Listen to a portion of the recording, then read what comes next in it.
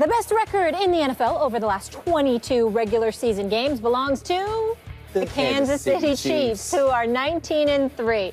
The Chiefs rallied to defeat the Falcons after Eric Berry intercepted Matt Ryan's two-point conversion attempt for the game winner. Stephen A., is it time to call the Chiefs the best team, the best? It might be. In the AFC? It might be. I've been talking about the Oakland Raiders for some time because that offense is high-powered.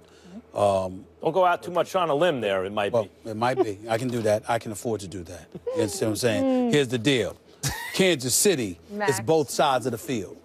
What I'm seeing from them is a complete team. Somehow, some way, they play solid on both sides of the football. But here's the biggest element. They don't beat themselves. They make you beat them. There are times when you can legitimately argue that the Raiders put you in a position to beat them because they beat themselves with some of their mistakes. You can say the same thing about the Steelers. You can say the same thing about the Ravens. You can say the same thing about the Broncos. You can say, of course, you can say anything about anybody in the AFC South. All right? To a lesser degree about New England, of course. Kansas City is right there. I could never pick Alex Smith over Tom Brady on his best day. I just can't do it.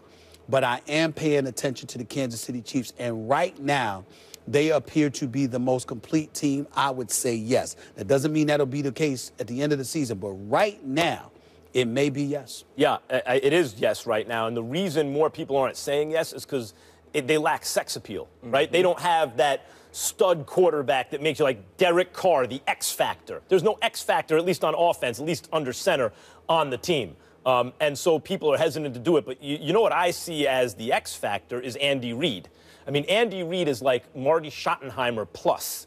You know, a lot of criticism about Andy Reid when you got him. Oh, where are the Super Bowls? And then you don't got him. Right. How you doing, Philadelphia? Right. I mean, when he took over Kansas City, that was a bum squad, bums. And in 1 year, they got 11 wins.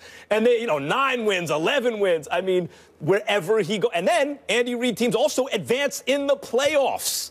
So that's what they don't have, the guy at quarterback that makes people want to pick them. They're not the sexy pick, but it's an Andy Reid team. It's extremely well coached, both sides of the ball. And at this moment, they are the best team in the conference. When you watch the games of the Kansas City Chiefs, because we talked about Oakland, they win games very much like Oakland. I mean, you think back to the San Diego Chargers in Week 1. You go Carolina Panthers. But it's what you said, though, Max. When the Raiders come back, they come back because the quarterback's throwing the ball all around the field. We're getting deep balls to Amari Cooper. People offensively making plays. When the Kansas City Chiefs make plays, it could be Eric Berry. It could be Marcus Peters. It could be Tyreek Hill, which is why now Justin Houston on defense. Which is why now they've moved into the number 2 slot for me, but I can't say that they're better than the New England Patriots because what we also know about this team, the offense goes missing.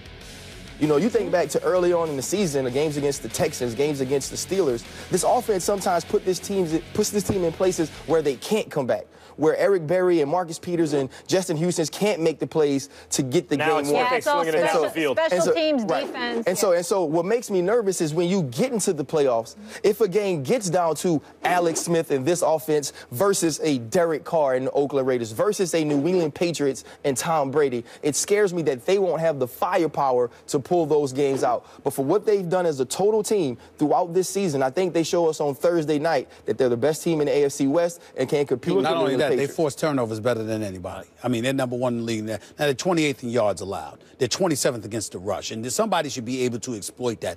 But somehow, some way, they make plays and they make you make mistakes better than anybody in football right now. That's why you got to watch out for them. And they smacked around the Raiders. I brought up Houston because on that side of the ball, how many guys are better at at rushing the passer in the NFL? We saw that in prime time.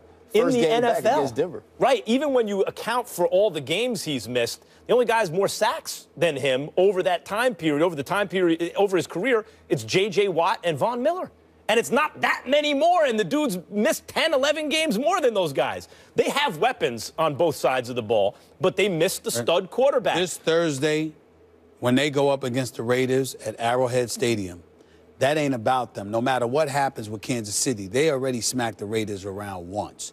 This game is going to tell us a lot about the Raiders. No You're undefeated, you know, you winning games on the road or whatever. We about to find out about Still want to get rid of Thursday night football? And Arrowhead is so tough. Here's the toughest thing.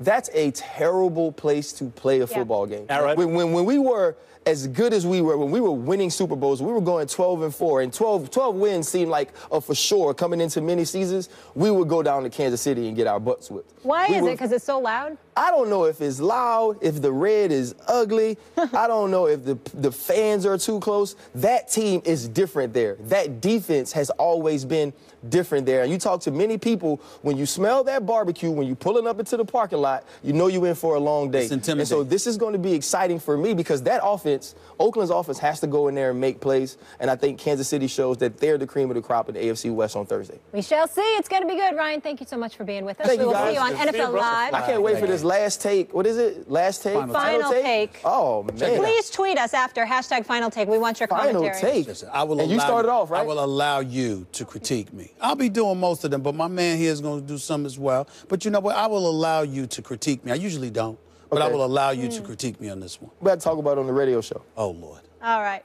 Let's leave it there. Ryan, we'll see you later. I was having them on today. Coming up next, remember this classic incident between Odell Beckham and the kicking net? Well, something else had Odell Beckham fired up on Sunday. We will explain and break it down. The First Take rolls on.